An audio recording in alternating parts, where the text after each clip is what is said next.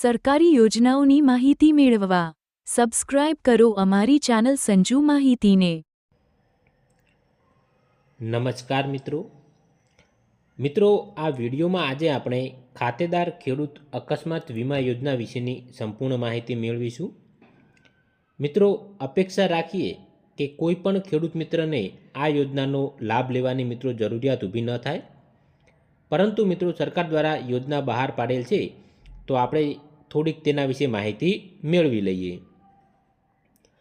ખાતેદાર ખેડૂત અકસ્માત વીમા યોજનાની અંદર જો મિત્રો કોઈ ખેડૂત ખાતેદારનું અકસ્માતમાં મૃત્યુ થાય તો તેના વારસદારોને આર્થિક સહાય પૂરી પાડવાના હેતુથી મિત્રો સરકાર દ્વારા આ યોજના ચાલુ કરેલ છે।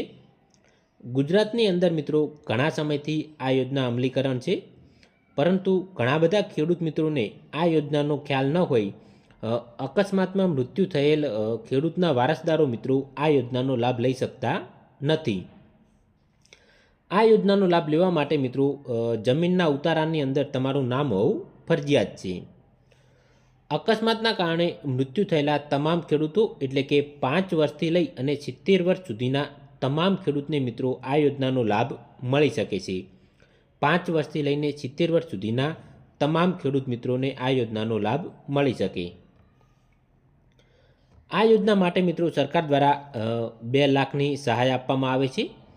મિત્રો સરકાર દ્વારા અલગ અલગ ક્રાઇટેરિયા નક્કી કરેલ છે, જેમાં અકસ્માતના કારણે મૃત્યુ કે કાયમી અપંગતાના કિસ્સામાં 2 લાખ રૂપિયા, અકસ્માતમાં જો ખેડૂત 2 આંખ 2 અંગ અથવા તો હાથ પગ ગુમાવવાના કિસ્સામાં પણ સરકાર દ્વારા 2 લાખ રૂપિયા આપવામાં આવે છે। અકસ્માતના કારણે 1 આંખ 1 અંગ ગુમાવવાના કિસ્સામાં પણ સરકાર દ્વારા 2 લાખની સહાય આપવામાં આવે છે। અકસ્માતના કારણે 1 આંખ અથવા તો કોઈ પણ 1 અંગ ગુમાવવાના કિસ્સામાં એટલે કે અપંગતાના કિસ્સામાં પણ મિત્રો સરકાર દ્વારા 1 લાખની સહાય આપવામાં આવે છે।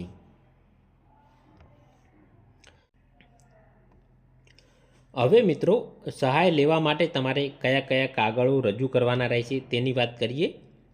સૌપ્રથમ તો મિત્રો તમારે સરકારનો એક નિયત નમૂનો નક્કી કરેલ છે, જેની અંદર મિત્રો તમારે અરજી કરવાની રહેશે।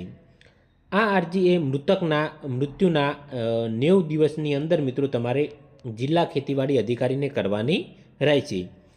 જ્યારથી ખેડૂત મૃત્યુ પામે ત્યારથી મિત્રો 90 દિવસની અંદર જિલ્લા ખેતીવાડી અધિકારીને નિયત નમૂનામાં મિત્રો અરજી કરવાની રહેશે। 8 તથા 7 બારના મિત્રો ઉતારા રજૂ કરવાના રહેશે, જેમાં મિત્રો અરજદારનું નામ હોવું જોઈએ।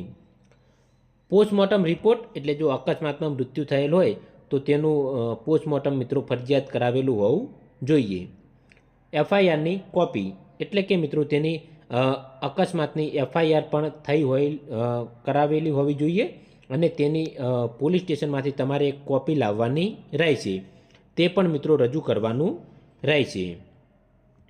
મરણનું પ્રમાણપત્ર રજૂ કરવાનું રહેશે, જે તમારે તલાટી પાસેથી લેવાનું રહેશે। કાયમી અપંગતાના કિસ્સામાં મિત્રો તમારે સિવિલ સર્જનનું પ્રમાણપત્ર રજૂ કરવાનું રહેશે। જો અરજદાર પોતે વાહન ચલાવતા હોય તો તે કિસ્સામાં તમારે તેનું ડ્રાઇવિંગ લાયસન્સ પણ મિત્રો રજૂ કરવાનું રહેશે। સોના સ્ટેમ્પ પર એક સોગંદનામું રજૂ કરવાનું રહેશે, તેમજ મિત્રો એક પેઢીનામું રજૂ કરવાનું રહેશે, જેથી મિત્રો સહાયની રકમ એ સાચા વારસદારને મળી શકે। હવે મિત્રો શરતોની વાત કરીએ તો યોજના છે તો અમુક શરતો પણ મિત્રો હોવાની। મૃતક અથવા તો કાયમી અપંગ વ્યક્તિએ મિત્રો જમીન ધારણ કરેલી હોવી જોઈએ। કુદરતી મૃત્યુ અને આપઘાતના કિસ્સામાં મિત્રો આ યોજનાનો લાભ મળવાપાત્ર નથી। મૃત્યુની તારીખથી 90 દિવસની અંદર મિત્રો તમારે જિલ્લા ખેતીવાડી અધિકારીને સાધનિક કાગળો સાથે મિત્રો અરજી કરવાની રહેશે। 90 દિવસ બાદ કરેલ અરજી મિત્રો માન્ય ગણાશે નહીં, એટલે કે 90 દિવસની અંદર મિત્રો તમારે જિલ્લા ખેતીવાડી અધિકારીને સાધનિક કાગળો સાથે મિત્રો અરજી કરવાની રહેશે। આટલા કાગળોની મિત્રો તમારે જરૂરિયાત પડશે। વધુ માહિતી માટે તમે તમારા નજીકની જિલ્લા ખેતીવાડી અધિકારીનો પણ મિત્રો સંપર્ક કરી શકો। સરકારી યોજનાઓની માહિતી મેળવવા સબસ્ક્રાઇબ કરો અમારી ચેનલ સંજુ માહિતીને।